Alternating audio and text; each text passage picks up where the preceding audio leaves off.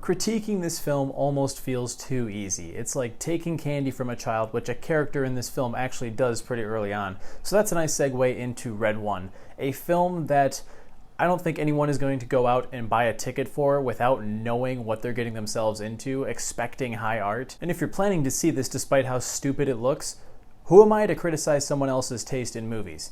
Well, I'm not going to directly do that, but the film is not going to be exempt from criticism just because it wears its identity on its sleeve. So the plot of Red One, we have Santa Claus, St. Nicholas, played by J.K. Simmons. He's kidnapped by a witch. So now we have Dwayne Johnson as Cal, one of his security men, who must go on a mission to find and hopefully save him before Christmas so that he can deliver all the presents to children. And for no reason that's explained to us, he's forced to team up with Jack O'Malley, an extremely obnoxious hacker played by Chris Evans. And he also happens to be on the naughty list, so of course he's going to butt heads with The Rock Johnson, and the two of them are going to be going at it as they're on this search party to find St. Nick. What ensues is a bunch of globe-trotting nonsense. In many ways, this feels like a riff on Mission Impossible, but it also kind of reminded me of The Nightmare Before Christmas, just in the fact that we have Santa Claus being kidnapped by somebody. It's not the worst premise in the world, but I hate to say it, I just knew the moment I watched the trailer that this was going to be terrible. There are so many big name actors in here, and even some lesser known ones who are very talented, and it's crazy to think how they probably scored a huge paycheck from this film without having to emote at all. Lucy Liu, J.K. Simmons, Kiernan Shipka, Chris Evans, all of these actors are wasted on such thoughtless roles. I'm going to be honest and say that I actually do like The Rock in some films. Jumanji, the Fast and Furious franchise, even Black Adam. I think those films play to his strengths well. He's not a great actor when it comes to emotion and range, but he's a charismatic guy, and sometimes that can transfer over to acting ability in certain roles. And all the films that I just mentioned, they play to his strengths by focusing on the big silly one-liners, his physicality. This does so as well, but there's a difference between trying to do something and successfully doing it. The humor in Red One is mostly garbage. Some of the best jokes are featured in the trailer.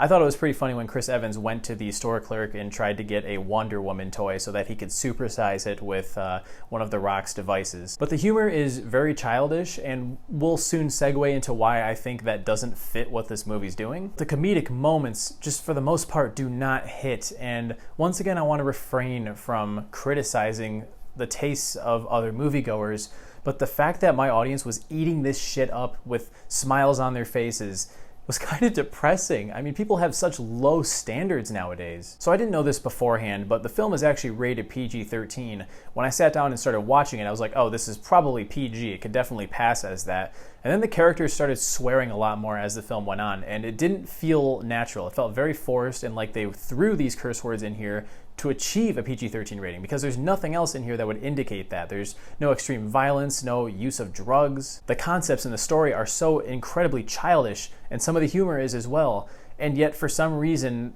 they are trying to market it towards a more teenage audience. And yes, if I was like 8 years old, I probably would enjoy this. I'd probably think it's at least fine, but that doesn't seem to be their target audience. Some of the Christmas mythology and exploration of the world building was all right, I guess. I tend to not like when Christmas movies pull the curtain back on the North Pole, Santa Claus, and the elves, and how he does everything, because it removes the mystique of how Santa does what he does, and I don't think kids really want to see how he does it. But at one point they wind up in the den of Krampus, and this was the one segment of the film that I actually kind of enjoyed, because not only did it look like they used a lot of practical effects to create the creatures and Krampus himself, but it also had some decent comedy bits which are sorely lacking in the rest of the screenplay. And so much of the plot of this movie is just, we need to go find this person because they might be able to tell us where this person is, and this person might know where Santa's being held. It's extremely repetitive, formulaic, and it includes nothing that you haven't seen before, at least in some capacity. All the while, we occasionally cut back to Kiernan Shipka's incredibly one-note villain.